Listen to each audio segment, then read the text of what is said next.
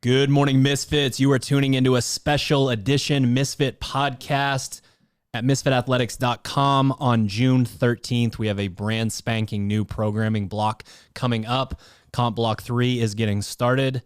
And what this podcast is, if you haven't listened to one of our programming podcasts before, is a deep dive into what we're doing, how we expect you to do it, why we're doing it, just sort of all of the different nuances. And I think it works really well for the type of athlete that likes to nerd out a little bit, but then also proof of concept and really sort of buying in from the athletes. So a little bit different than our normal podcast. We'll try to keep it high level enough that we're talking more about what we're trying to accomplish with this stuff than like on Tuesdays, it'll be 3x12 at 59.62%. Nice. And you're supposed to sleep for 26 hours, that sort of thing. Anything you gentlemen would like to talk about before we get started? I think the Comp Block 3 is kind of like, again, taking a higher level overview of the maybe the whole year, the whole training year. We're in the third of 3 competition block periods where a lot of folks, especially whose season was, technically over either after the open quarterfinals, maybe you just finished up a semifinal or something like that. We're in still kind of that there's a lot of structure, but also not as much structure as you might find in phases 1 through 4, as far as like, hey, these are the deliberate focal points for phases 1 through 4, whereas the competition blocks, we're still in more of a, hey, we're preparing for the sport, which essentially is that GPP model, but it's because it is the last training phase. That means the next one is going to be your, hey, it's time for 2023. We're thinking ahead. So using this as an opportunity, I think you can think of it in 2 different ways. If you've been really training hard the past couple months, these last 2 competition blocks, and as we'll get into, going into the mock games weeks, you can kind of go down one of 2 paths. One might be, I'm going to push myself a little bit, maybe beyond, maybe I'm a hatchet athlete and some of these MFT mock games pieces are like, these might put me in a little bit of a grave, but I kind of want to see where I'm at. Or it's more of a like, okay, my season ended after a semifinal or a quarterfinals, and now's a really good time to kind of take a step back, start to dial in movements, correct the things that hindered me in the previous, in the open or quarterfinals, whatever that was, and take, what is going to be in an additional 7-8 weeks plus a little bit of a gap after that, to kind of really gear yourself up for the restart in, not to get too far ahead, but the restart in phase 1 for next year. The playbook's wide open right now, which is really fun for us as programmers, is that there's really nothing off the table in terms of physical tasks we'd asked you for in this next block of programming. So for us, it's really fun, but, kind of the same vein you were just talking about, Hunter, with, if you're redialing things back and you're looking to kind of reset for next season, there's an opportunity to get some more variance in your program that maybe is eliminated throughout the rest of the year when we're very focused. So it's kind of a fun part of the year where, drag implements outside, do some pieces, training pieces outdoors, and, maybe get out in the water a little bit, which is, again, a fun thing. But, if you're an athlete who maybe didn't get to the pinnacle of the sport that they're going for, whether that's to qualify for quarterfinals or semifinals or the games, is an opportunity to kind of see where you shake out in more variance, which is kind of fun because, again, it opens up the things that you can do kind of day to day. But, it's also a really quick reminder that doing too much is going to get you set up, banged up, injured, or burnt out, hurt ahead of phase 1. So, use this time to have some fun, do some things that maybe you don't get in your normal day-to-day training, but just be smart about what you pick and how you are approaching your things. Because again, it might feel like it's a long ways off the 2023 Open, but it's really not that far away. And you can get a little bit ahead of the game in these, next 6-7 weeks ahead of phase 1. Is it close? So the quick backstory on where Comp Block 3 came from instead of sort of a pseudo GPP phase 0.1.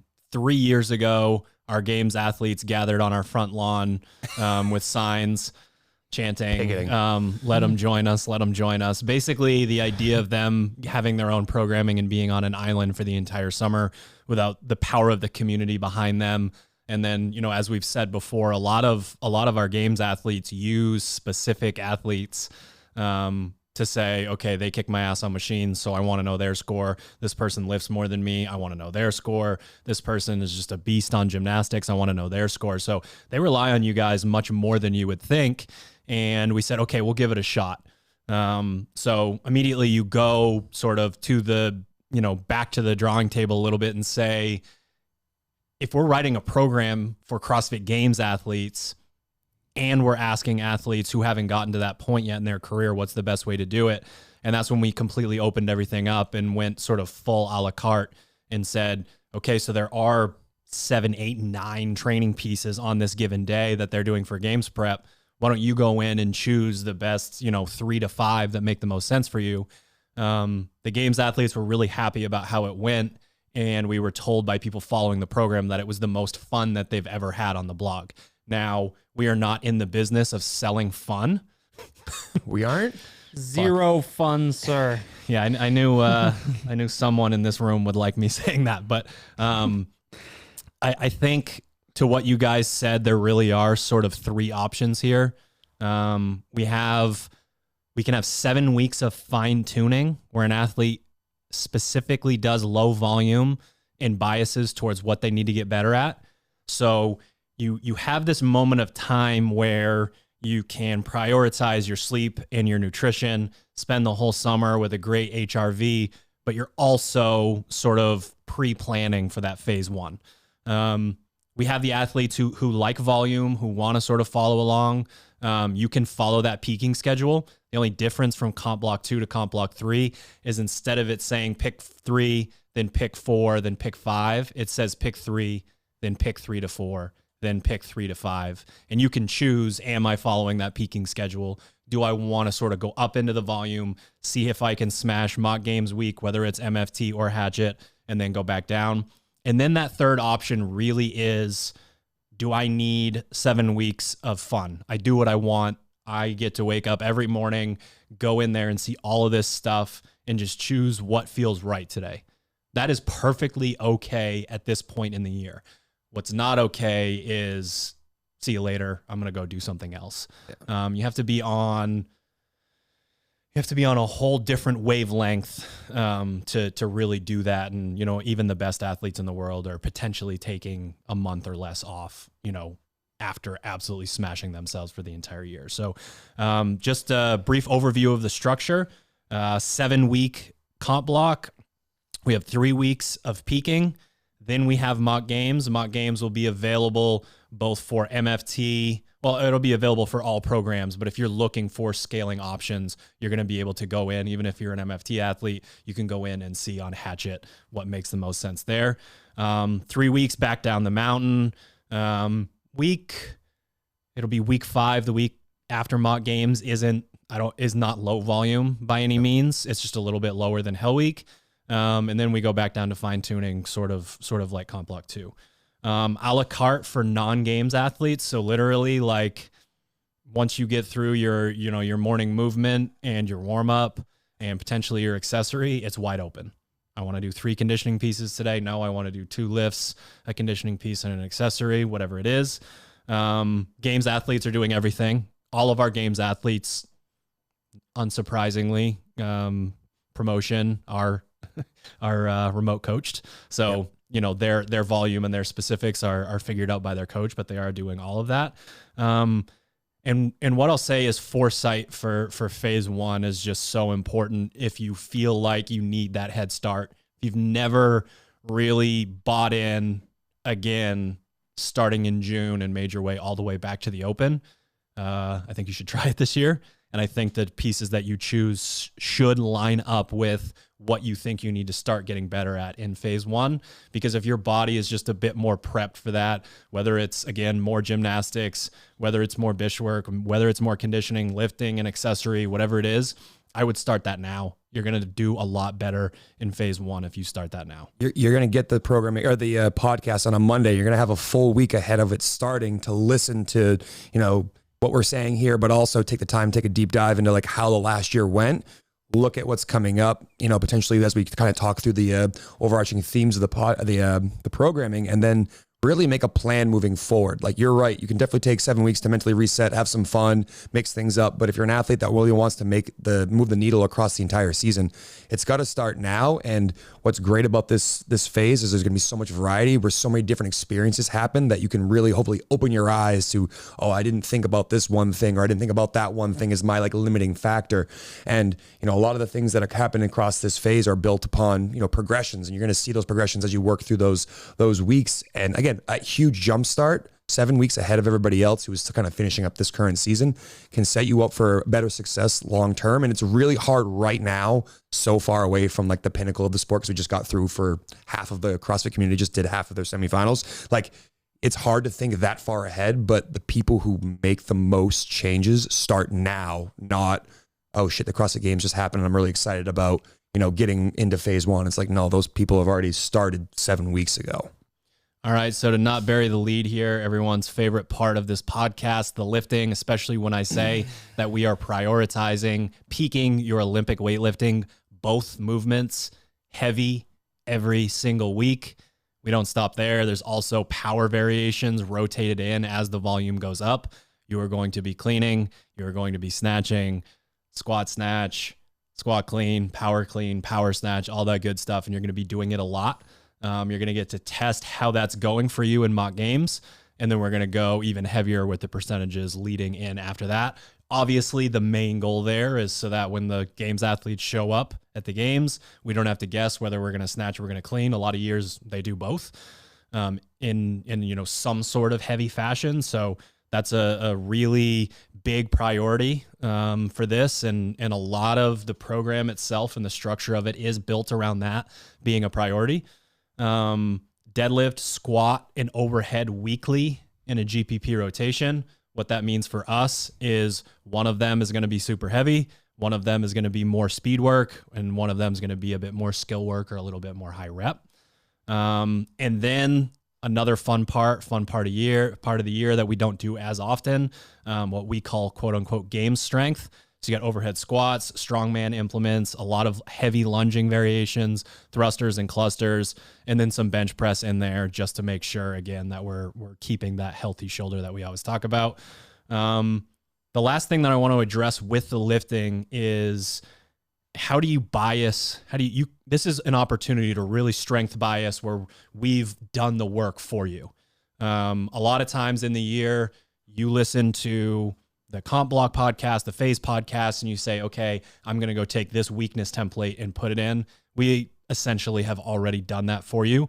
If you want to bias just about anything, just because the volume is so high for the games athletes. So how do you bias getting stronger in Comp Block 3? Do every single strength piece. That's sort of a given. Warm up properly. Like, you have the time. We're not saying you need to do 4, 5, 6, 7 pieces. We're saying you need to do 3 at a minimum, and you can stay right at 3.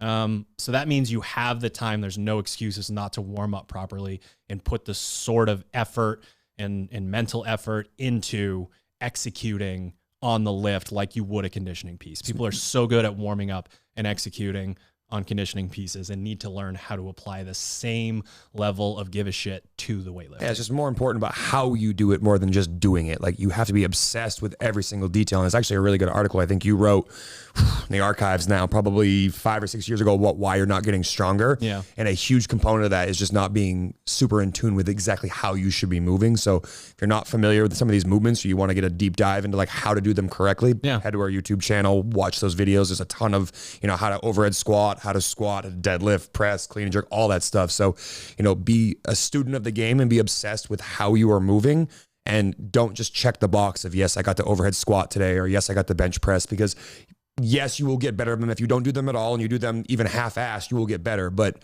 why get 50% of the benefit when you can get 100% by taking the extra time needed to make sure that you've warmed up, moved correctly through lots and lots of warm-up reps? You know, a nod to like our camps too.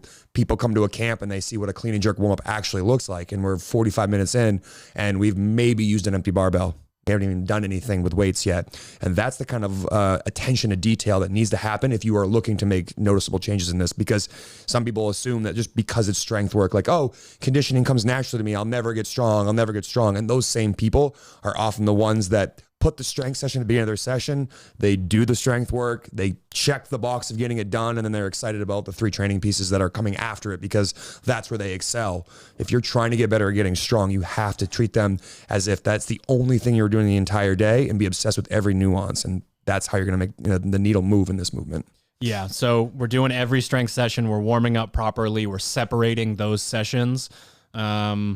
Not just because, we've talked about a little bit on here and in the Discord about how it can be really challenging to add muscle mass if that's something you're trying to do, if you lift and then go straight into your conditioning. It's not just that. It's the idea of really putting yourself all the way into it and needing that cool down and needing to go back in and refuel before you go do that. Last but not least, include the accessory for sure. There's really, really good accessory work in Comp Block 3. I think it's the best accessory work that Kenzie's ever written.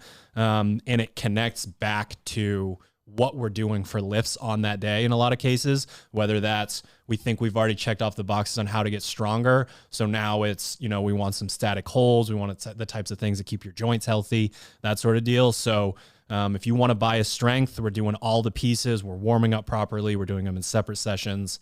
And we are doing accessory. And you'd like to see that accessory ideally potentially happen after the main lift in that first session, then take your break, refuel, rehydrate, then re-warm up and do your second session, as opposed to just like, all right, I have 9 pieces and this is the 9th one and I better get it done at the very end of my session. Go in and act like a weightlifter for your first session. Go home, refuel, do your thing, come back. And maybe it is only one. Maybe you only have, the juice for one conditioning piece some days. There's nothing wrong with that if that's, sort of what you think is missing from your repertoire going into phase 1. Yeah, and treat the accessory with the same level of give a shit that you do your lifting. That's why you're going to get the most bang for your buck, that type of stuff. Take the extra time to watch the demonstration videos, or if you're not familiar with something, like, nerd out on it a little bit. Seems like some things like an alternating arm, single like arm bench press might not translate later on to your actual like barbell bench press. But, if you do it in the right fashion and you focus on the right things, you're going to move the needle there. So again, be obsessed with how you move in those things. So my stink is all over all of your Metcons and intervals, but I like to shift the blame for most of the pain over to these two, so you guys can take it away and talk a little bit about it. I mean, I know it's Metcons and intervals. It's what we do. Yeah, I think the main thing that, at least in the pieces that I tried to write, is the right combination of classic kind of CrossFit, as far as like the bar's not all that heavy, the reps aren't all that big. It's more of a like, how fast can you go sort of thing, at least relative to a games athlete. But there's also plenty of the kind of get stuck movements that are put in there. That's just part of the game, whether it's like a legless rope climb, you got to carry a really fucking heavy sandbag, that sort of thing. And like you said at the beginning, Sherb, there's no implement or, physical endeavor that's kind of off limits for this phase. So there's a pretty good blend of, what are clearly CrossFit pieces intended to get you better conditioned, and things that look a little bit more like a games type workout where it's like, that's really fucking heavy. Like, or I'm supposed to, like, how many muscle ups you want me to do? Like that sort of thing. Yeah. So I don't think aside from the Metcon resets, those are back for the first 3 weeks. Just for anybody who's joining us for the first time thinking about joining Misfit Athletics, what would you tell them about Metcon so the resets? Metcon Reset, what you're going to see is, it's labeled Metcon Reset. And what that means is basically we've, if you look at that training piece and then you got rid of all of the rest periods, it would, and if, let's say there were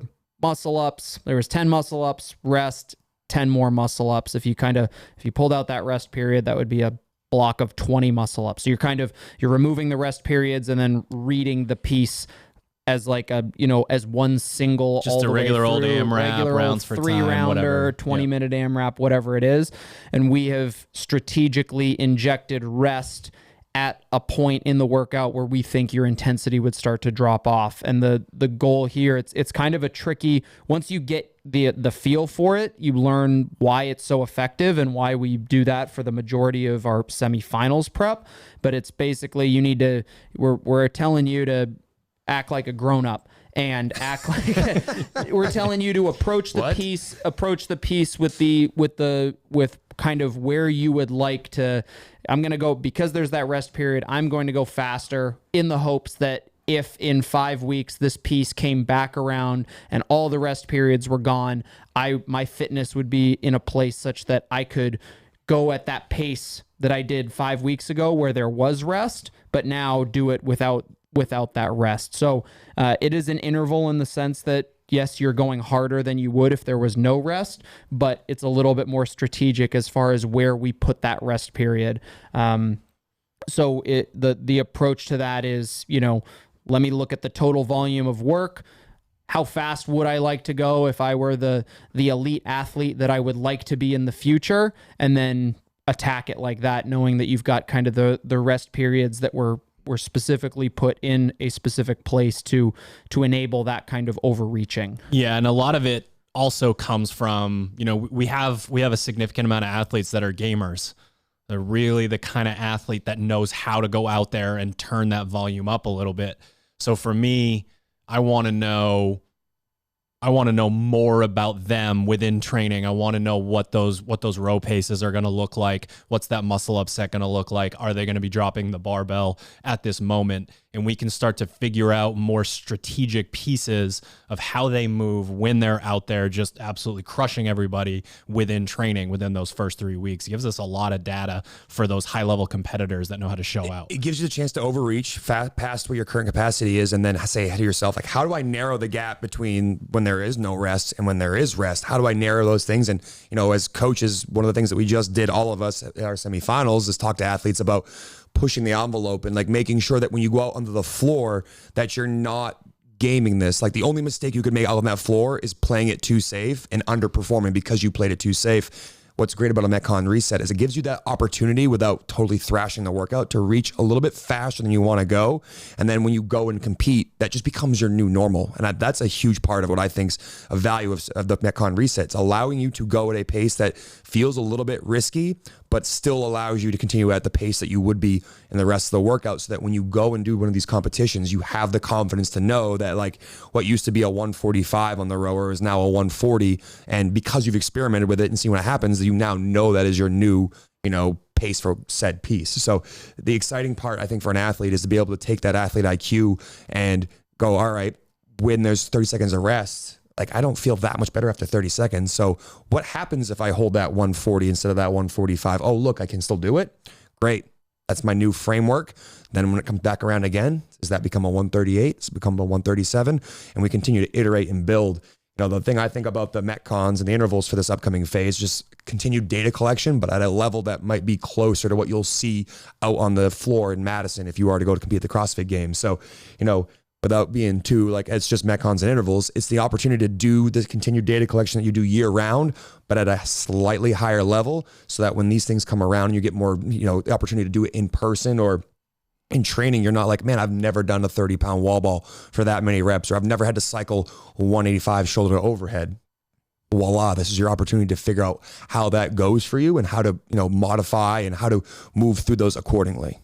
I think the only other thing I'd add more to the Metcon resets, but really any of the conditioning pieces, is that I think that the sport has kind of progressed from it's cool to do workouts unbroken to it's like, before it was like, if you can do the workout unbroken, like, that's a badge of honor in itself, and there's a reasonable chance that you're going to get the best score or whatever. Yeah. And that has gradually progressed from, like, not only at the highest level, not only is the expectation to do things unbroken or in very big sets, but there's a speed element to it as well. And I've had conversations with athletes about it, where it's just like, yeah, I did this, and this unbroken. And it's like, that's great, but speed matters. And there are a lot of movements where there are a lot of athletes are going to do it unbroken. And there is an element of doing things fast. So when it comes to the Metcon resets, don't exclusively look at that. And, when you're toggling between hatchet and MFT or whatever,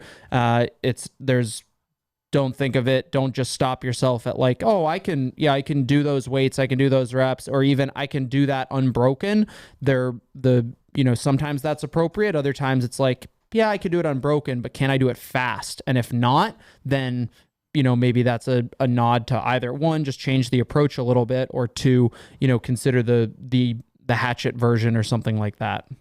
But True. Speed matters. Yeah. A couple more notes on the conditioning pieces. The in-WOD lifting is not percentage based. So just keep an eye on if you do need to personalize these a little bit. When we are asking an athlete to perform at the highest level at a certain point, not, as far from the off season as you can get, we need to have your 405 deadlifts and your, over 200 pound shoulder to overhead. We need to have these movements in there, even if they are a bit of an overreach for our best athletes. So if you go into a piece and, you get the, the dog head turn, what the hell does that say? Really just stop and think for a minute, use your athlete IQ, go over to the column with the lifts and say, okay, they're asking me to do sets of 5 at 80%. They're asking for all these different things on a regular basis, and I can achieve that. But this is, 8x3 at 92% or whatever. Just do the math real quick. Chop it down 5%, chop it down 10%. You're going to get that same stimulus, the stimulus that we're looking for from our games athletes.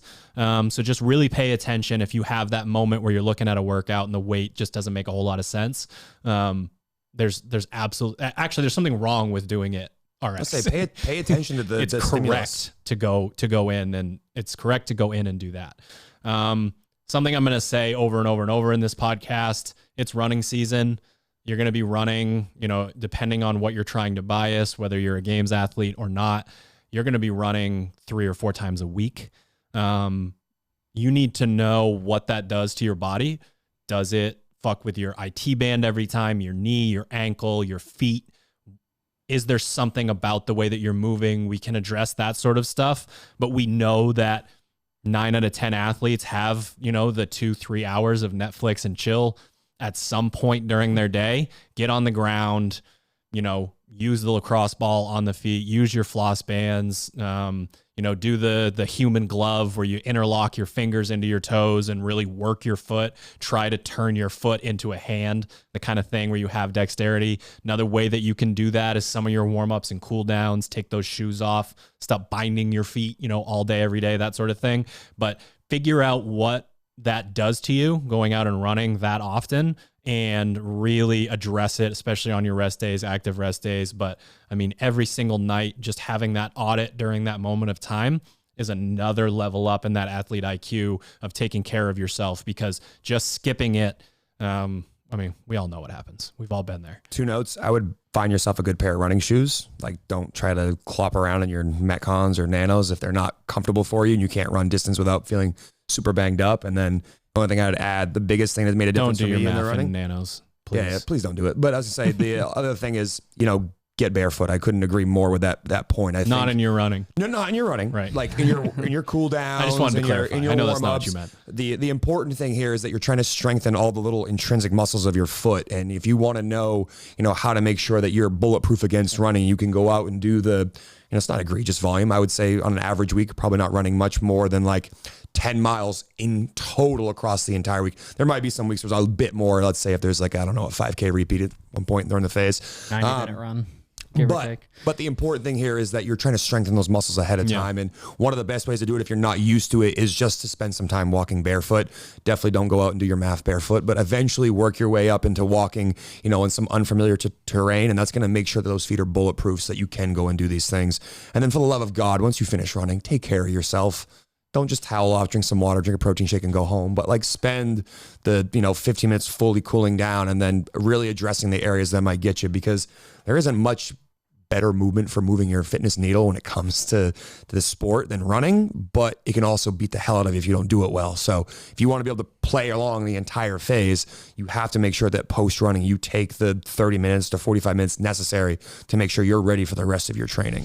All right, Misfits, just a quick break to shout out our show sponsors and hopefully save you a little bit of dough on our favorite products. The Misfit Athletics Burn It Down collection is live right fucking now at Misfit. Oh my goodness. At sharpentheaxe.com. I got so excited. Yes, this is a kid show. I apologize. This is the time of year where we want you to go find your favorite semifinals, Games athlete from Misfit Athletics. Find out what their discount code is and use that to soften that burden of their travel.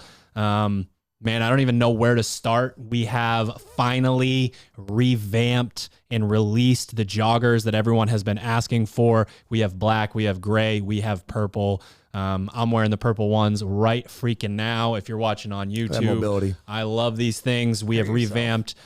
We got better pockets. We got better waistband. We've changed the length a little bit.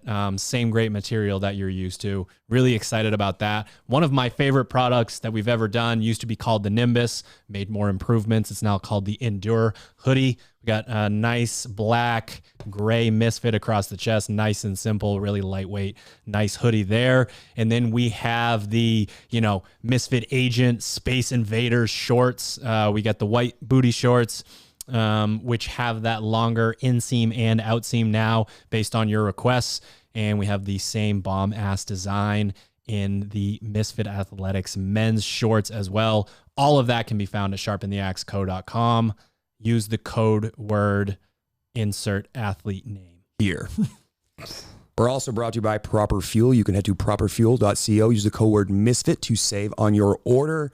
What we talked about in this podcast, a lot of outside the box training, getting outside the gym. It's a huge pain in the ass is carrying around a jug with you. Even though Proper Fuel has everything you need in one single jug, there's a much more convenient way to use our product this time of year when you're outside the box, and that is those single serve packets. I think we just brought, 400 of them on the road to Amsterdam. So again, if you're looking for a more convenient way to make sure you can get the best post-workout in the game from Proper Fuel, head over to properfuel.co, use the code word Misfit, and get yourself some single serve packets. And if you're getting fired up about Comp Block 3, getting ready to tackle games prep, maybe you're fine-tuning, getting ready for phase 1, either way, you can find all of our products at misfitathletics.com or in the SugarWOD marketplace if you're on that, the SugarWOD app. Free 2-week trial in both places.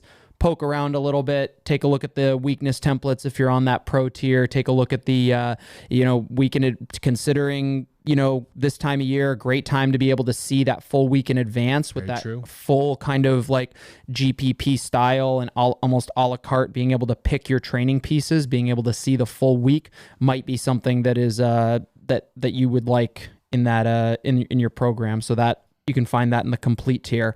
And of course, you can head to teammisfit.com or the SugarWOD marketplace for the Team Misfit affiliate programming. If you're just, just trying to stay fit most of the time, like the three of us here. All right, back to the show. And if you're a good runner, you are more susceptible to a lot of these things. So if you're thinking to yourself, I'm a really good runner, but I want to make sure that I can go out and do this, you are more susceptible to these issues because of the intensity that you're able to bring within these sessions. And then your body hates being in the 170s heart rate. And then because you're a beast, it drops down to 120. It absolutely hates that. So when you're looking at a cool down, we're looking to essentially reverse that MAF warm up. And if you're really fit, you can go jog at in the 130s, in the 120s, whatever it is. So sort of reversing that warm up a little bit in, finishing the curve, as they say, in terms of your cool down is going to work wonders for how you feel the following day. How do we, so we can address this with the bitch work as well, but if someone wants to truly bias CrossFit, are we just telling them do the conditioning 1 and conditioning 2 daily? I don't see any issue with it. I would don't ignore conditioning 3, the bitch work. Sure. I mean, I think I still, and the MAF stuff. So I think it's probably more of a volume, like a volume thing. If it looks like the Metcon and interval are things that would move the needle for your fitness, then there's nothing wrong with doing 2 CrossFit pieces in a day or a third, like you alluded to. Maybe I'm only doing 1 lift and then 3 conditioning pieces or something like that. I would just urge people don't get sucked into that looks cool. I've heard that. Yeah. Believe it or not, you hear that a lot. Is just like, it looks so much fun. And it's just like, fuck, like Hunter's upset. That's fun. Yeah. Sorry, I gotta write. We don't sell fun. We don't sell fun. We gotta write less fun shit here.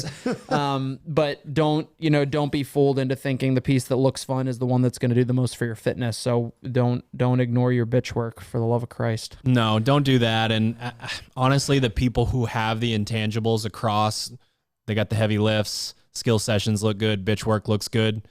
We really got to talk about the athlete IQ as we zone in on you saying you're not good at CrossFit. And there's a couple of ways to do that. Just pay attention to round by round splits and convince yourself, like, I do need to go a little bit slower, a little bit faster at the beginning.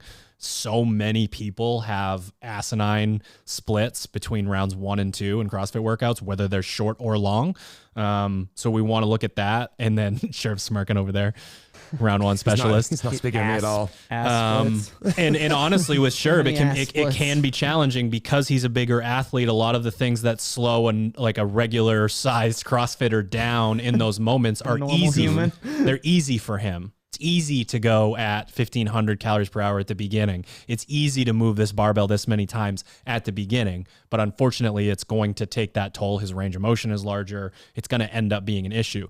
The other thing that you can do that I do with a lot of athletes is we strap on that heart rate monitor and we just pay attention to what that data looks like. If it's all over the place, something is wrong.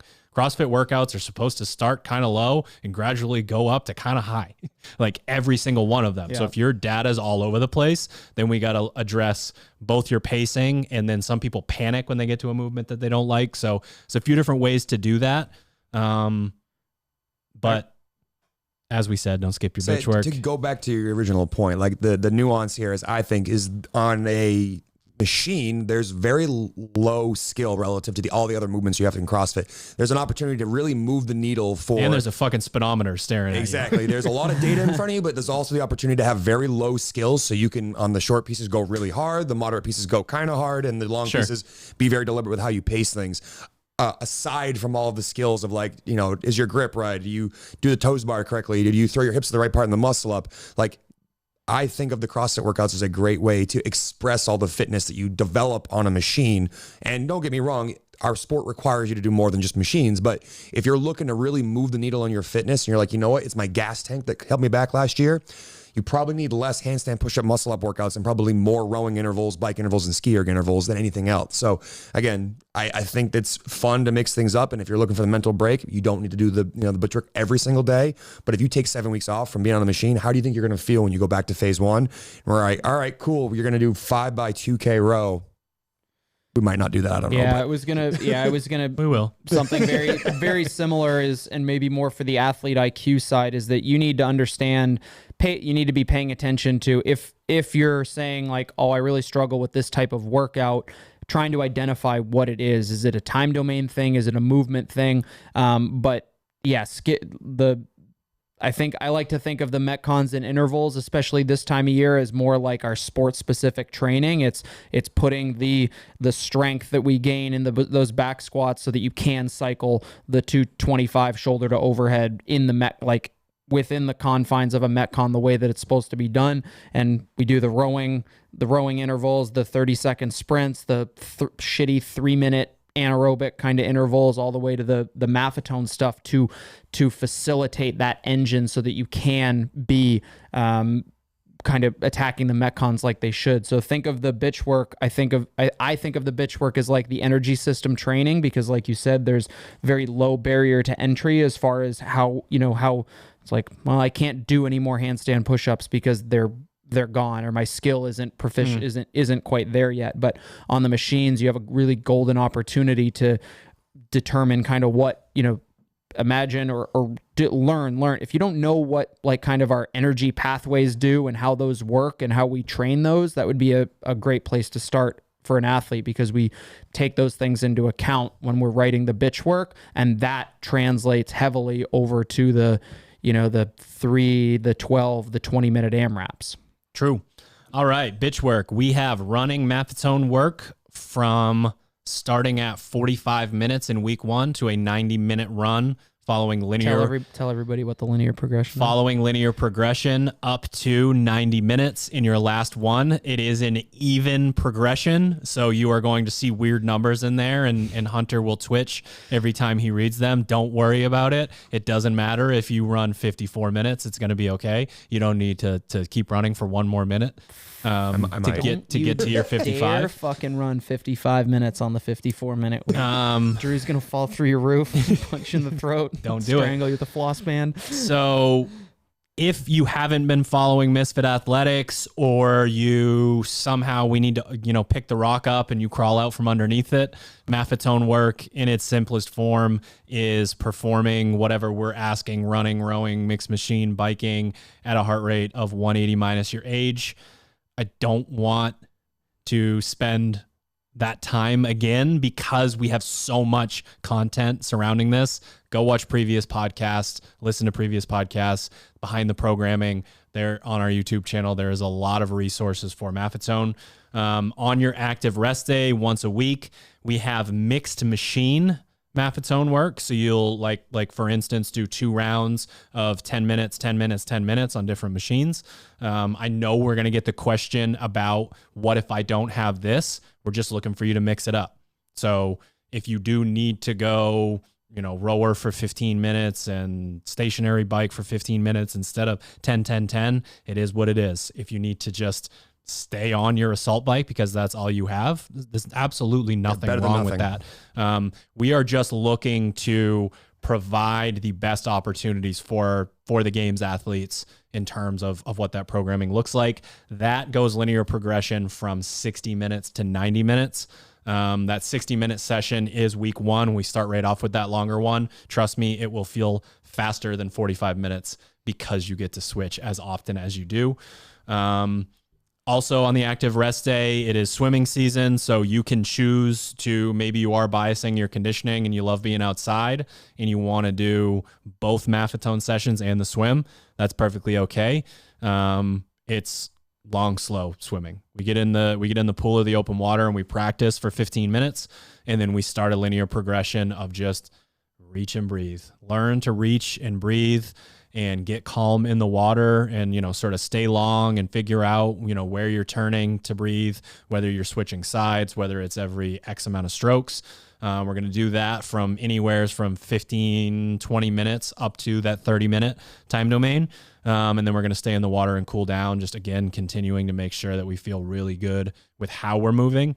If you learn how to do that, you will never have an issue at Wadapalooza or a random semifinal that has you swim, CrossFit Games, whichever competition you go to. If you can learn to do that, you're in much better shape when something like this comes up than diving into the pool, thrashing to the other side, and then resting or doggy paddling back or whatever it is. Yeah, the more you do this type of stuff, the easier it's going to get, and it'll allow you to have another potentially feather in your cap when it comes time to do some more of your active rest days. And you're like, I just can't bring myself to go to the gym and sit on a rowing machine and then do, Jefferson curls and dead hangs. Like, it'd be nice just to go do something kind of outside the box or different for a day that'll make me feel better, because I know movement will make me feel better, but I just can't bring myself to go sit on a rower.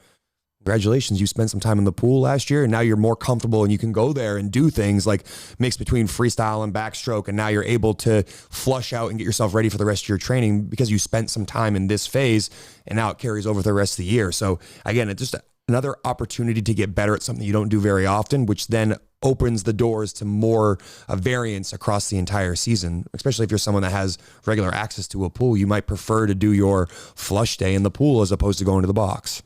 Yeah, and just anecdotally, Luca's Whoop data when his active rest day is MAF versus MAF and swim, his data is much better when he does MAF and swim on his rest day. Now, obviously, he's performing at an extremely high level, but his body really likes sort of continuing to move and having this low barrier to entry in terms of energy systems and everything.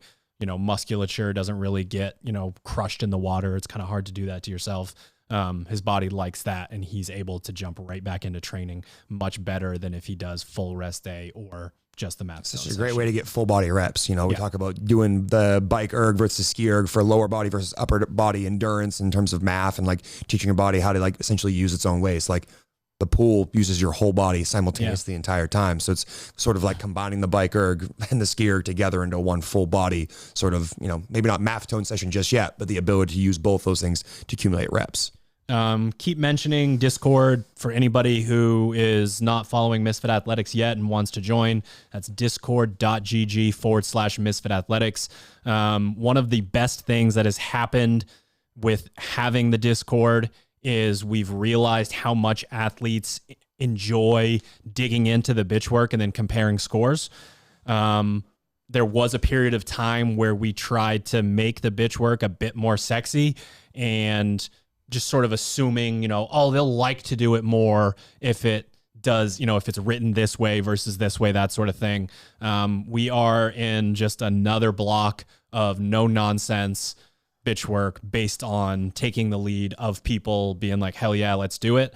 And really just what that means is you'll go in and you'll see that, there are time domains that we're after, and it looks almost sort of like strength work. You know that if we're asking you to go hard for 2 or 3 minutes, it's probably only 4 or 5 rounds like strength work. If we're asking you to go a little bit longer, it's even less rounds. And what that does is it creates a much clearer picture of what your data is, especially if you just sort of take the time to say, oh, this calories per hour equals this 500 meter split, that sort of thing.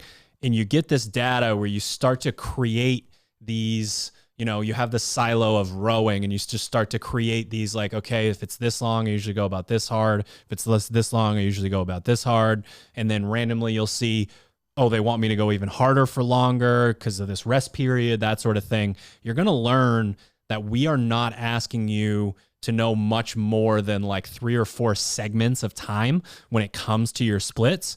And that's when you can really dial in what a workout is. So if we joked before the podcast, most males, 135, 145, 155, somewhere in that range on a C2 machine for almost every single thing that you do. Send work, we're not really addressing that because, again, that's for power output. That's just let her rip for basically anything that we do there.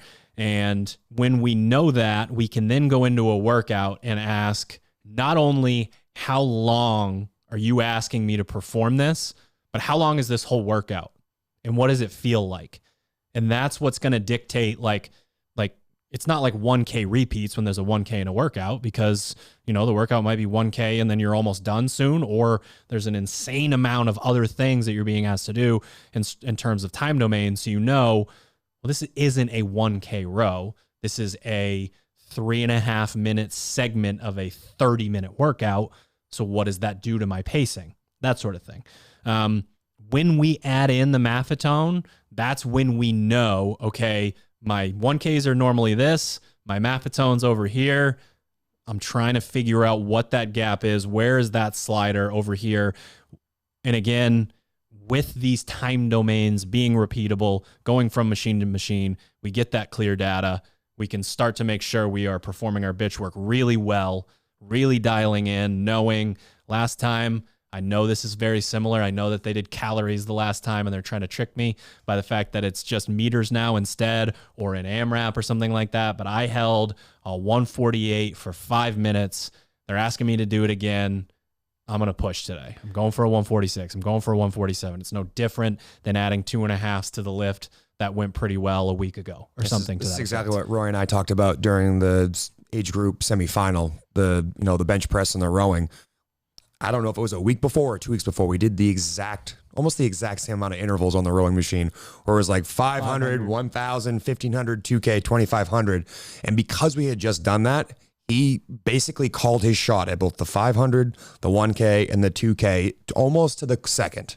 Like we were within I think a second and a half of what our goals were and what we hit. And that's because we put ourselves to this piece, and now we know what we can hold, and now we get to put that data on display when it matters in a competition, which is ultimately one of the biggest reasons we have you guys do these things, is so that you can look at the information you've accumulated over time and be like, all right, this is about the same time domain, has about the same amount of breaks in between, because it was funny with that piece. It was about the same amount of time it would take someone to do whatever the 30, 20, 10 bench press. So it was almost a perfect correlate for how that workout was going to go.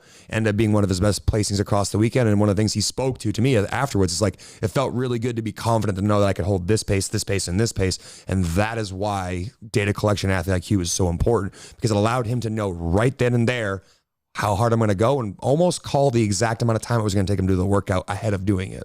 Yeah, and someone listening to this podcast that is joining us for Comp Block 3 might be thinking, okay, I don't really know the nomenclature. I don't know what they're talking about to a certain extent. You're in the gym, you're doing the open, quarterfinals, whatever. That person that you wax all the time beats you in the workout, and you have no idea how it could have possibly happened. And it's because they're the type of person that says, on October 26th, I held a 142 pace for 500 meters. And they know those things and they went into it. And it's the Denny Green. They are who we thought they were. Like they know what this workout is. You got so jazzed up. It's time to go. I worked my ass off all year. I put in the time on the row. I did all these things, but you didn't remember any of your splits. You don't have that heads up display of you get off the rower and then I know how I need to feel in a 10-minute piece, a 15-minute piece because of my energy systems, that sort of thing. So all of this stuff comes back together and just allows you to be the best version of yourself when it's time to go compete. Most people will listen to this and sort of laugh and say, congratulations, cool. But this is the first time in a very, very long time that we have what we call an air bike build piece on a regular basis. So normally we use any of the air bikes, Assault, Echo, maybe you have one of those crazy old ones in your house. We use that mostly for power output because the damper's stuck on 8, 9, 10, whatever 12. it is. Yeah, the damper's on 14. But in true athlete IQ fashion, we then ask you to go grab these bigger chunks, and we're not giving you the opportunity to know exactly what you need to hold. I also, over the course of the last year, have essentially completely 180'd on what I think those machines are and how athletes should attack them. If an athlete comes to me and they want to do 30 on, 30 off, during a steady state thing, if an athlete comes to me and say they want to sprint the first X calories, I am very unlikely to agree with that based on just knowing, like, and a lot of this was Hunter writing them all down on a whiteboard in class and setting them down in front of everybody. If this is what you want to get, this is the wattage that you hold. This is what's going to get you this many calories in this moment. And you start to do the math and you say to yourself, who gives a fuck if my first round's this, if my second, third, fourth, and fifth are that? Since when did we go into a conditioning piece and decide to obliterate ourselves at the beginning when it's not a sen? Looks cool. And that this is okay, right? No. So when you're going into these pieces, we need you to know, like, Lowlands Throwdown, 40 calorie assault or 40 calorie echo bike at the beginning. What is that? What are you supposed to hold there? What does, 80 RPMs do to you versus 85 RPMs versus 90 RPMs? Because that could be a make or break moment for you. We want you to have all of that data. Don't get me wrong. You are going to get an excellent workout out of this. It's just going to be a bit of a different stimulus. It's going to be, you're not going to be able to flush waste as quickly as you would on another machine by dropping that damper. So you're going to see larger chunks of these movements. The notes are in there. For the love of God, don't sprint. I mean, you're gonna pay for it immediately. Why? Go watch a semifinal and watch the person who comes off the bike first. What do they win? Not typically. Sometimes. Yeah. So, it obviously depends on the stimulus, but a lot of times that hero that goes out there and you hear the bike louder than the music at the event. Look where they are 2 minutes into the workout. Yeah, they're standing at the pull-up bar and everybody's back at the barbell again. Like, you have to know when it's time to do that and what kind of athlete you are and what workouts allow you to do that and what workouts don't. So what better time than to get on that bike and figure out, all right, if it's this long, I can do it. If it's this long, I can't. And then start to move the needle, making it go further and further along so that what used to be your 30-second pace is your 45, your minute to 4-minute pace. A lot of the running that we referenced before when we were talking about the more traditional conditioning is also bitch work, obviously. So there's going to be a lot of running work here. We really want you guys to try to either get to a track, or if you cannot get to a track, identify 400 meter, 800 meter, 1600 meter areas wherever you're running, whether it's in a neighborhood, whether it's near your gym. And I don't just mean create a turnaround for that moment, but I want you to know when you're running your miles, when you're 25% in, 50% in, 75% in, and that shouldn't all be based on you staring at your watch every second. You should know sort of visually, physically, from a natural standpoint, this is how I feel right now. I'm a quarter of the way in, I'm a halfway in, that sort of thing. And really, really, really pay attention to the notes and write down what you're trying to get done, because you don't have that you don't have that monitor on the rower. Of course, you have your watch, but a lot of the watches lag a little bit. And if they're 400s, they're going to tell you you're running at a 2-minute pace when you might be at, you might be at a 115, and it's just taking a second to catch up to get into that. So having the feel for these things is super important.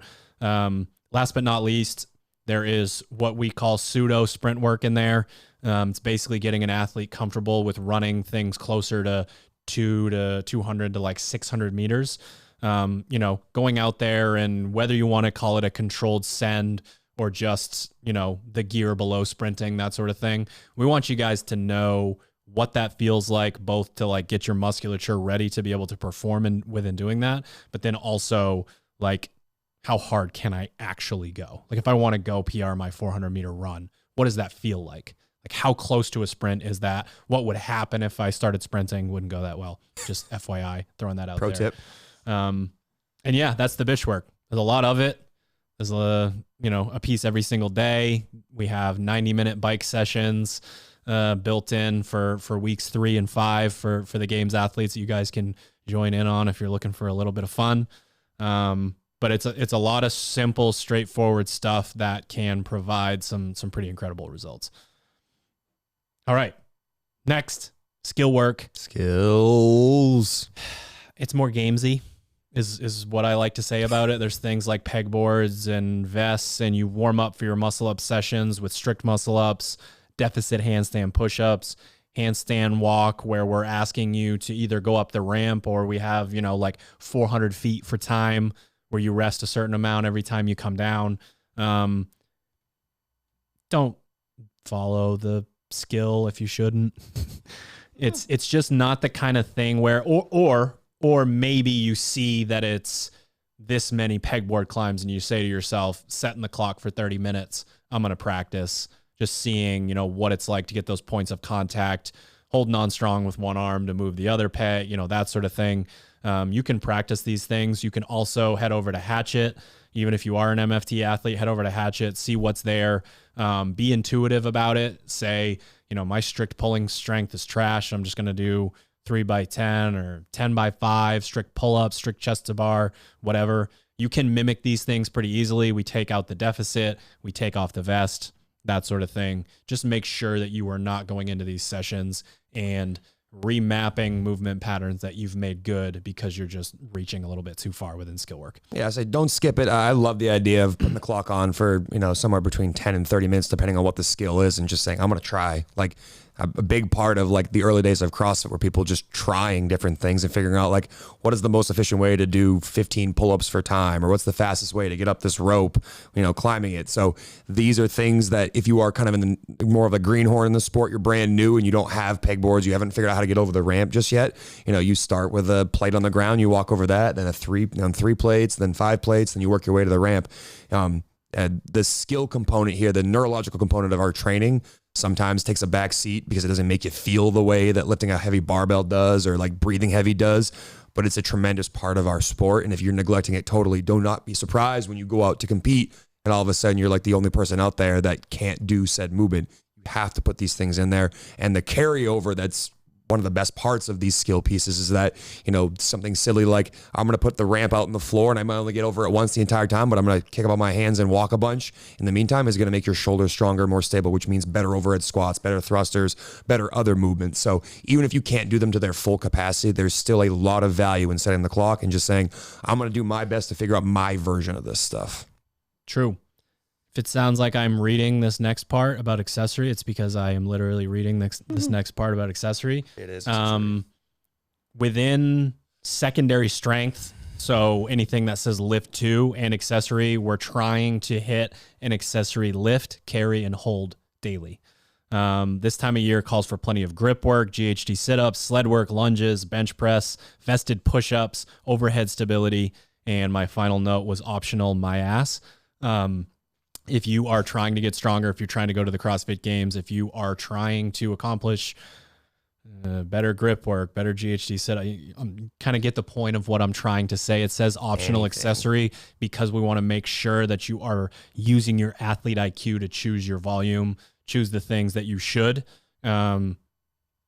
It is written very well. It's got a lot of really good stuff in it. It's got stuff that might look a little bit more fun. We're not in the business of selling fun. Sometimes it happens by accident. Hunter is a little upset. But upset. It's only optional if you're out there, if you're on the fun track, if you're on the, like, I worked my ass off all year and I want to, get some running in outside and lift heavy with the, out in the yard. I guess that's fine. Yeah. All right. Teens and masters variation. I know at this time of year, we are prepping basically everybody for the CrossFit games or giving them a la carte. They're going to do the mock games. They're going to do the math and all of this different stuff. But any sort of shout out to them, nuance, anything of that nature. The big nuance for the teens is that the games qualifiers, like the MFT athletes, will be expected to do basically everything, but the rest of the crew that's not competing at the CrossFit Games should have the same kind of level of focus we've been talking about with the MFT athletes or hatchet athletes, where you're picking 3 or 4 things and doing them very, very well.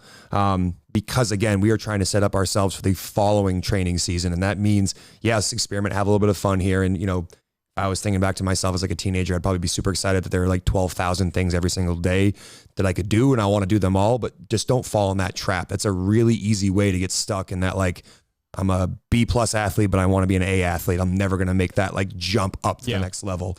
Outside of that, the only real nuance to the programming is the like rest day and active rest day. In MFT, we have the math work, we have the flush work, and we have the swim work, with the expectation of that you're basically going to do kind of all 3 of those every single week. The only nuance to the teens program is that I'd like to see them do the mathatone work on one of their active rest days, and then the other one, they have the opportunity to choose between, do I feel beat up and I don't want to go to the box and I'm going to go to the pool instead? Because that's a pretty common question, is like, how soon should I start swimming? And, even though I'm not a games athlete yet, should I be in the pool? And the answer is absolutely yes. You have the opportunity to do that or go into the box and do more of the flush. But, this time of year, comp block 1, 2, and 3, we're all kind of reaching towards the same goal, which is making ourselves the most fit version of ourselves in the sport of CrossFit. There won't be a ton of variance for the teenagers versus MFT, other than obviously making sure that the nuances of the rep schemes being appropriate and the weights being appropriate for that age group. So, really a nod to those athletes who kind of earn their volume and can now do the full, 8 or 9 pieces that are in kind of the daily day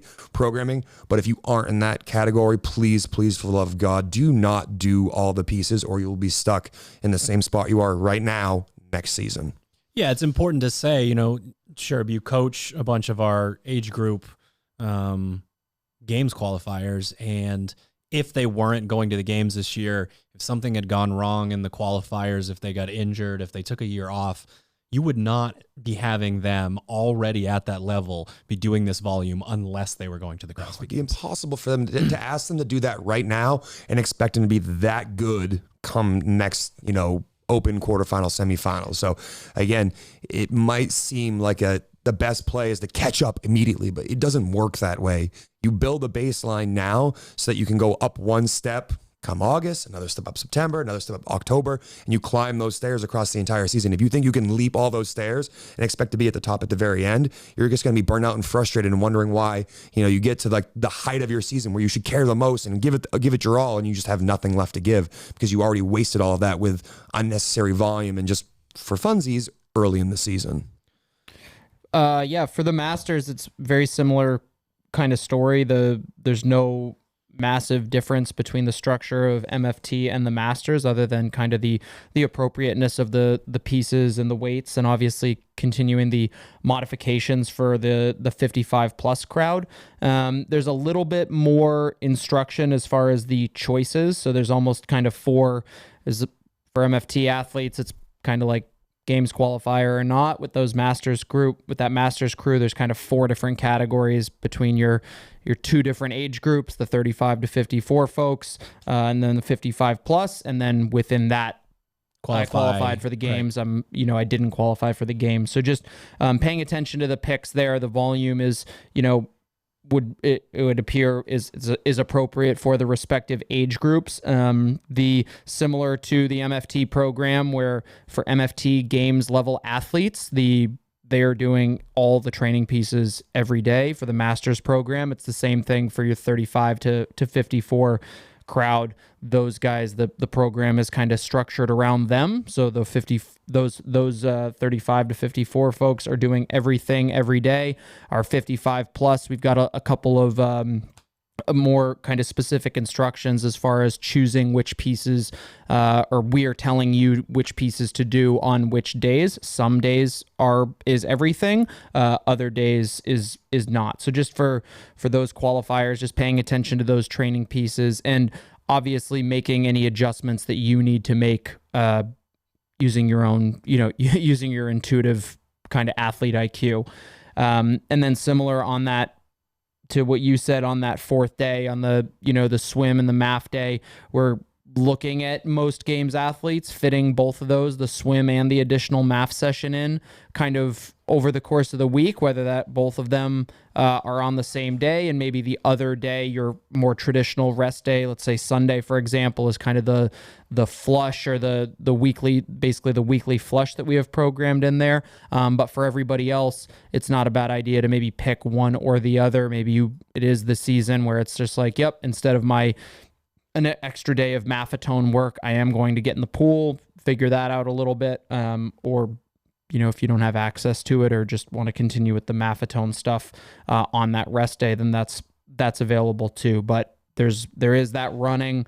We see it every year. Masters are expected to run nearly as much as the MFT athletes or the individual games qualifiers are. So there's a similar linear progression in there for the running. And then just kind of some more machine-based stuff to kind of balance that out, making sure we're not overdoing it as far as the impact that running really long durations, especially slow, can do to athletes. So that's what we got for Masters. The largest community on our website, our Hatchet crew, we've been talking to you and about your program the entire time. The only nuance here, for the most part, is that Caroline sort of lobbied for the idea of that morning movement, warm up, and lift being mandatory daily, and then making your choices after. At this point in the year, knowing that the entire Hatchet community is sort of starting that rebuild a little bit early than everybody else, she wants that foundation built in with that lift so that it carries over really well to phase one. Same with the maffetone. She's got on at least one day, I can't remember, I won't scroll through it, but at least one of those maffetone days that are not for everybody. There are maffetone sessions that are part of, the Monday, Tuesday, Wednesday, as well as the rest day.